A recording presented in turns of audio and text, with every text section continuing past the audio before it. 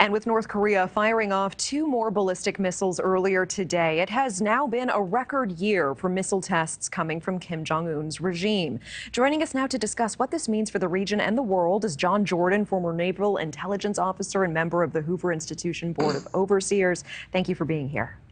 My pleasure, Natasha. And John, these tests today marked the 35th day this year that North Korea has conducted a missile test, and this reportedly following a successful test on Friday of a solid-fueled rocket motor, a development that could allow North Korea to more quickly and reliably fire intercontinental ballistic missiles in the future. How concerning is this? Yeah, you hit the nail on the head there with the solid fuel technology being perfected by the North Koreans. And as you point out, it allows them to more quickly be readied as opposed to liquid fuel, which is an older technology. And the liquid fuel is more, when they fuel those rockets, it's visible to satellites and other national technical means, where if we see them being fueled, we might have a window of time to go in there and get them.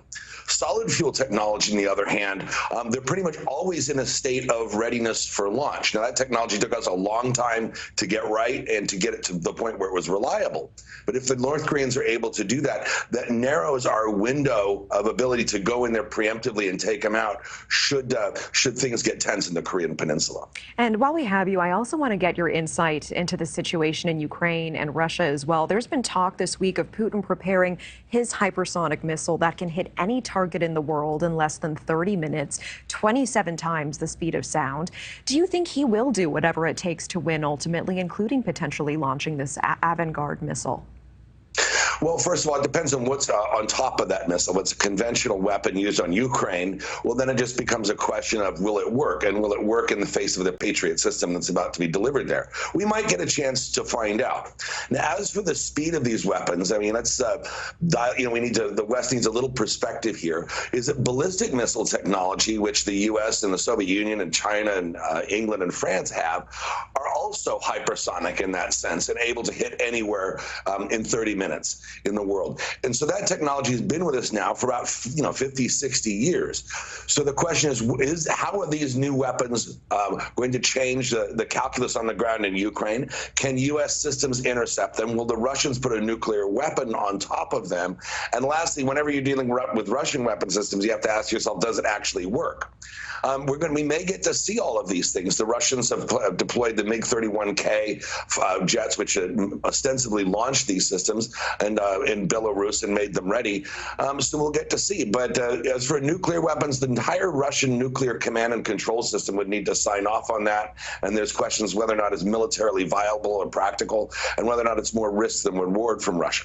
But the Russians spent a lot of time on hypersonics, as are we, and we may get a chance that they may decide to use one in Ukraine, and we'll find out if it works or not. Well, and do you know the status of this kind of tech? I mean, they're calling this avant-garde missile invincible. Is there any way to stop it once it is launched? And is this kind of hypersonic missile something that we have in our arsenal as well? Yeah. Well, there's two words. There's hypersonic and then there's hyperbole. And the latter the Russians are given to with describing their new weapon systems. Remember, the Russian defense budget's 8% of ours. They've spent a lot of money in their conventional weaponry. We've seen what they've gotten for that. Now they're having to beg for drones from Iran and shells from North Korea. It'd be interesting to see if this, in fact, works. It's enormously expensive. It was challenging even for us to do with our resources. And depends on what the Russians, if they want to use it. If they use it and it doesn't work or it's shot down, it's a huge blow to Russian prestige.